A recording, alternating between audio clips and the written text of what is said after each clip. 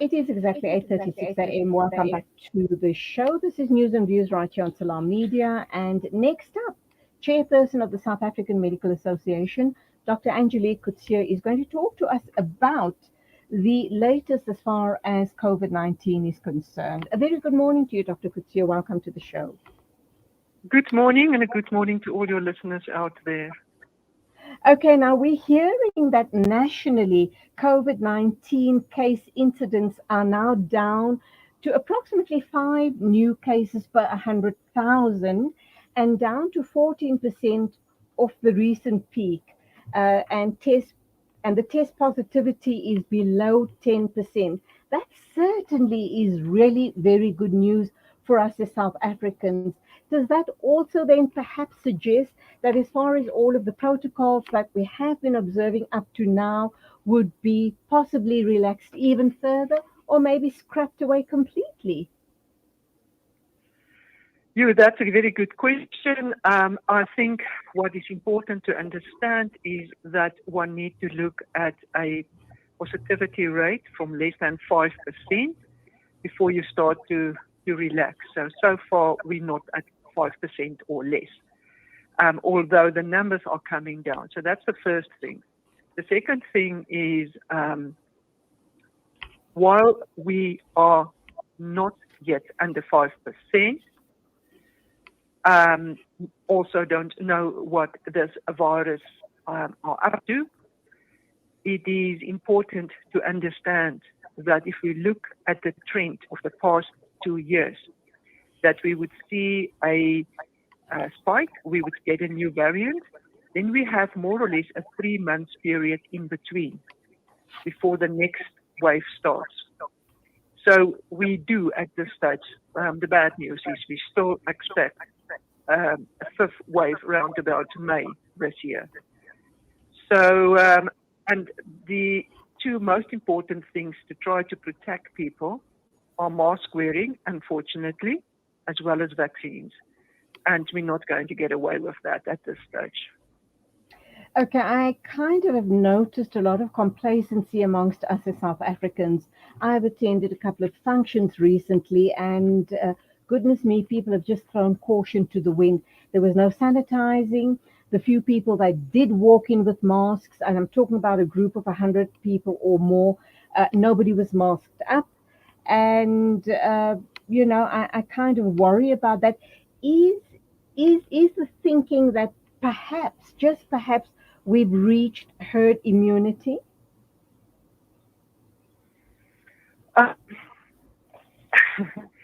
So, yes, maybe we have reached herd immunity. But even if we had reached herd immunity, with Omicron, we still saw infections. We still saw mild disease. We still saw people admitted to hospital. Not even saw, it is still happening. I really think if we look at how far we in South Africa have come, and if we look at our death rate and what happened this past 2 years, we came from a level 5 lockdown. We're now at the level 1, which we're virtually only asking people to wear masks. We call it the non-pharmaceutical interventions. And then we still have restrictions on in and outdoors. That is about all that we currently have. So people can throw caution to the wind. But at the end of the day, if we look at what happened with Omicron, people who had been vaccinated with their last vaccines in September, people who previously had COVID-19, or you name the combinations, it's there, still got Omicron. So we don't know what's going to happen with a fifth wave going forward. But that's the trajectory. If you look at the previous data, this is unfortunately what is happening. And you can see it much more clearer in your smaller countries, like in South Africa, than you see this pattern in the US. So yes, you don't need to wear your mask, but that's your responsibility. Remember what we have said. I wear my mask because I care about you. Right, That's absolutely. why we wear our masks. Okay, so you have indicated there is a possibility that we're going to see the fifth wave in May, and that is really the beginning of the flu season here in South Africa. Uh, do you think we're in for possibly a double whammy? It's flu and the fifth wave. How are we going to protect against that? Does the booster shots and vaccinating the majority of South Africans perhaps protect us against that double whammy, the fifth wave? And what do you think that fifth wave is going to look like? Well, no one knows what the fifth wave is going to look like. If we knew, then it would have been easier for us to prepare people. But for now, we assume it would be more or less the same than any of the previous fourth waves that we have seen. So it is also important to understand you cannot vaccinate yourself out of a pandemic. So vaccines are extremely important. But are we going to come back to the mask, which everyone hates? We saw that when people wearing their masks, we just take the flu, that the people who got flu were not a lot. We saw a drastic decline in flu-like symptoms, especially around those people wearing the masks, because that is what it protects for you to spread that flu virus. So we're back again to the same old story of the mask, because we don't know. And remember, even if you've got flu, 1 or 2 days before symptoms start, you are highly contagious. So with your Delta variant, the same, you are highly contagious. So now you're walking around without masks because everyone thinks we are out of the woods, but we are not out of the woods. So, but in people's minds, we are out of the woods because the numbers are coming down. And then, unfortunately, you contract COVID-19, you're not aware of it, and you spread it very nicely to other people who are susceptible or who even had their vaccines before September last year, and they get sick. So the mask is something that I think we need to start to learn, that we'll have to start to learn how to live with the mask if you leave your house, if you go into places where there's other people and you can't stay 1.5 meters from people and there is no good ventilation. So if you go to a party and it's outside and everyone can be 1.5 meters and there's good ventilation, then your chances of spreading the virus is much less, except if you cough or sing or where your droplets, the projector are much further than normal speaking. Okay, it's back to school. I know this is not what people want to know. They don't want to hear that. I know. Dr. Coetzee, it's for all of our own protection, the protection of ourselves and our loved ones.